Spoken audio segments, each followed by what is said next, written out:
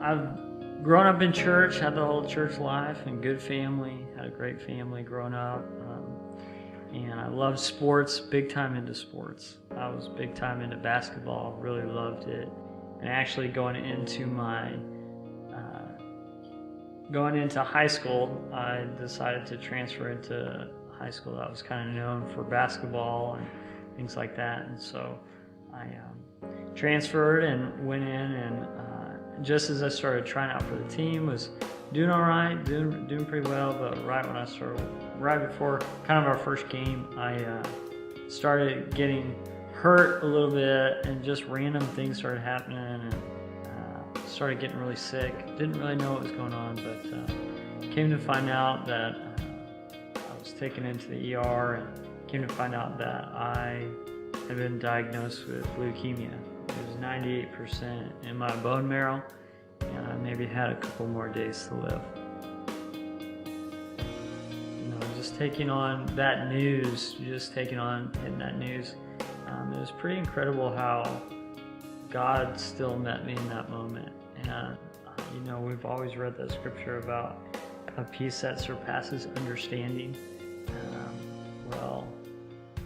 I finally found out what that really meant, what that was really like, and there was a real peace that surpassed understanding, and I just knew that God was with me and that everything was going to be okay.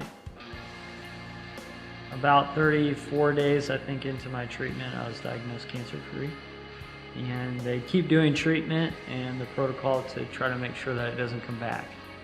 And so I was about 6 months into my treatment, into my intensive therapy, and I had an allergic reaction to my therapy, and I had a stroke. The fat content in my blood got really thick. Normal count for a lipid count is like 100. Mine went up to 2,200. And had doctors looking at me like, no way you should be living. But again, that peace that surpassed understanding. I knew that God was with me. So I kept going through therapy and everything, and three days before I graduated high school, I finished my last chemo treatment and was diagnosed free, in remission, and off treatment. And so the Lord enabled me to be able to go to Baylor, is where I went. Started off, that's where I enrolled as a freshman. Had 3 years there. I actually took a year off after my sophomore year and got to do a discipleship training school with the church that I went to down there. And man, God just really rocked my world. I had really lived in the church world and thought I knew a lot about God and I had all the right answers, but it was until God started meeting me in these tough places that I started to really get to know who God was and how real He is. After my junior year, at the end of the summer, I started having some neck pains and stuff like that, and actually came to find out that I had a relapse in my cancer.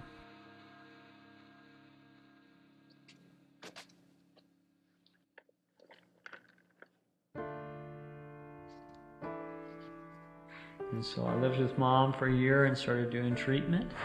And as I was doing treatment, just really hit rock bottom again. It's one of those experiences where when everything's stripped away from you and you lose your friends, you lose it all.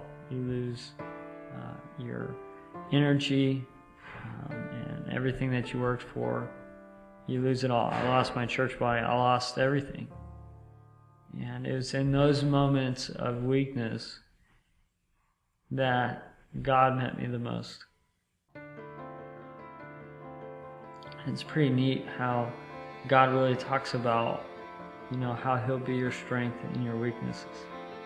And I'm learning and coming to realize that in my weaknesses is when I'm the strongest, because I have the Lord's strength. About 3-4 weeks into my treatment, I was diagnosed in remission again.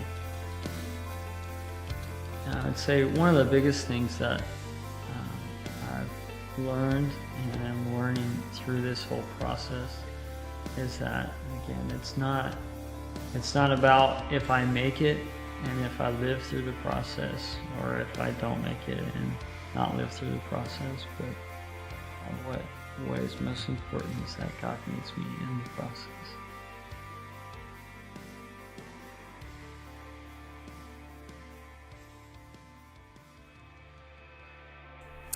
Well, Brandon and I started working at a camp called Brook Hill Ranch, and it's the camp that his grandmother owns. And so he'd been going all his life, and I just started going with my cousins one year.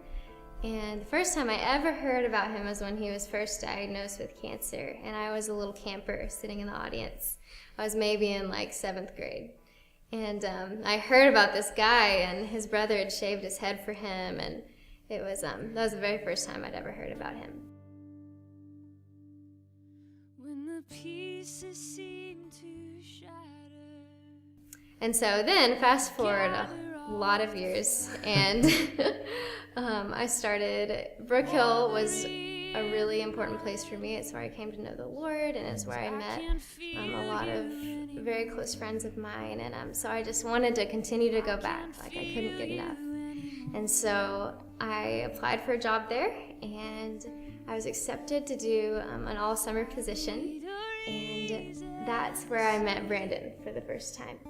And we worked a whole summer together. Not much happened. We didn't really click. I was fresh out of high school, and I pretty much knew his name. That was about it.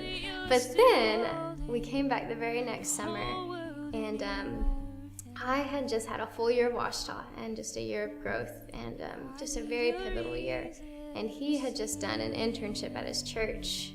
He had done called Elevate, and he had really gotten his world rocked as well. And that combination, that set of circumstances, when we came back to camp, we just really connected.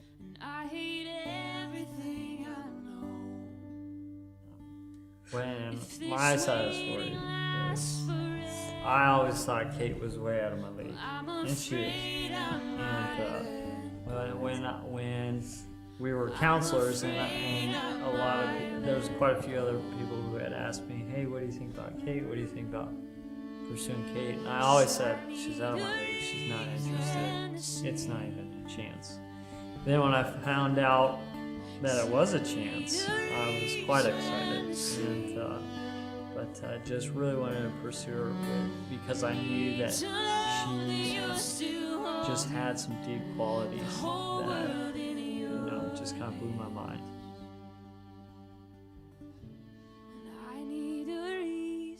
And so at this point we had had a few conversations about marriage, and we're pretty sure that we're moving in that direction.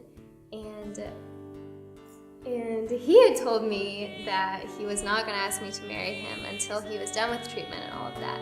And I said, okay, well, that's good. I want you to be feeling good. That would be fine. But then I had the revelation one morning that, marriage is sickness and in health. So, I mean, I don't mind. Booyah. I don't mind that. And I communicated that to him 3 weeks before he asked me to marry him.